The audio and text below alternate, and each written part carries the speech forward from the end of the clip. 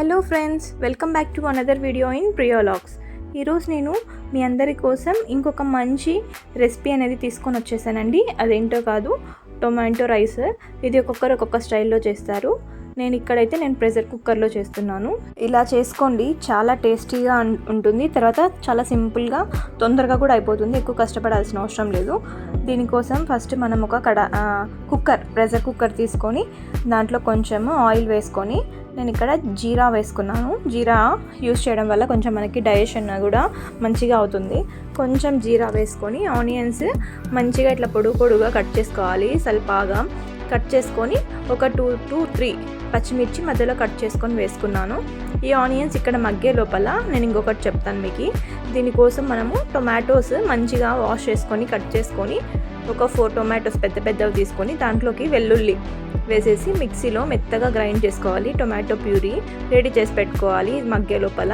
ఇవి తొందరగా ఆనియన్స్ మగ్గాలంటే మనం దీంట్లో కొంచెం సాల్ట్, పసుపు వేసేసి మంచిగా మిక్స్ చేసేస్తే ఈ ఆనియన్స్ అనేటివి మనకు మంచిగా ఫ్రై అయిపోతాయి. ఫ్రై అయిపోయేలోపు ఒక సైడ్ టొమాటో ప్యూరీ రెడీ చేసుకోండి. తర్వాత బాస్మతి రైస్ ఒక హాఫ్ అన్ అవర్ ముందే సోక్ చేసుకొని పెట్టుకోండి, మనకి తొందరగా అయిపోతుంది రెసిపీ.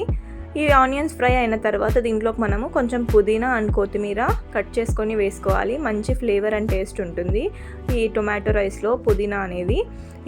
ఇవి కూడా మంచిగా మనము ఫ్రై చేసుకొని పెట్టుకోవాలి. నేను ఇంతకుముందు చెప్పాను కదా టొమాటో ప్యూరీ అని, ఇది మిక్సీ పట్టుకున్న టొమాటో ప్యూరీ అండి. ఇవి ఆనియన్స్ మంచిగా ఫ్రై అయిన తర్వాత ఈ టొమాటో ప్యూరీ అంతా దీంట్లోకి వేసేసేసి మనం మంచిగా ఇది కూడా కలుపుకోవాలి. ఈ ఆయిల్లోనే ఈ టొమాటో ప్యూరీ అంతా మంచిగా ఫ్రై చేసేసుకోవాలి. ఆయిల్ అంతా పైనకి తేలేలాగా మంచిగా దీన్ని కుక్ చేసుకోవాలి. అప్పుడే పచ్చివాసన అంతా పోయి మంచి టేస్ట్ అనేది వస్తుంది టొమాటో రైస్కి. లేకపోతే పచ్చివాసనతో ఉంటుంది, అది తినబుద్ధి కూడా కాదు. ఈ టొమాటో ప్యూరీ అంతా వేసేసుకున్నాక దీంట్లోకి మనము ఒక 2 స్పూన్స్, మీరు కారం ఎంత తింటారో అంతా చూసుకొని వేసుకోండి. నేను ఇక్కడ ఒక 2 స్పూన్స్ అంతా కారం యాడ్ చేసుకున్నాను. కారము కొంచెం మంచి కారం అయితే ఇది కలర్ఫుల్గా కనిపిస్తుంది.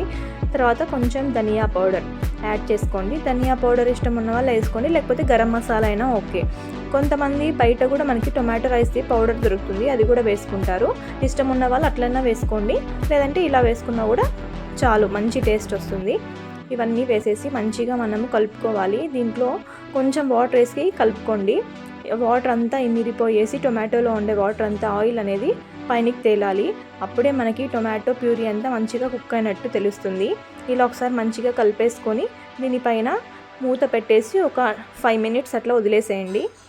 5 minutes మూత మూసిపెట్టి మగ్గించుకోవాలి. ఈ మగ్గించుకున్న తర్వాత ఒకసారి మూత తీసి చూస్తే మీకు ఇక్కడ తెలిసిపోతుంది, ఆయిల్ అంతా మంచిగా పైనకి తేలుతుంది.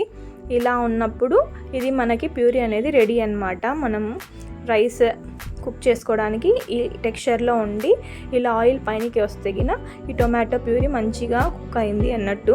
దీంట్లోకి మనము రైస్కి 1 గ్లాస్ బాస్మతి రైస్ తీసుకుంటే నార్మల్గా కొత్తవి అయితే ఒకటి వేసుకోండి, కొంచెం పాతవి అయితే 1.5 కానీ 2 కానీ వేసుకోండి.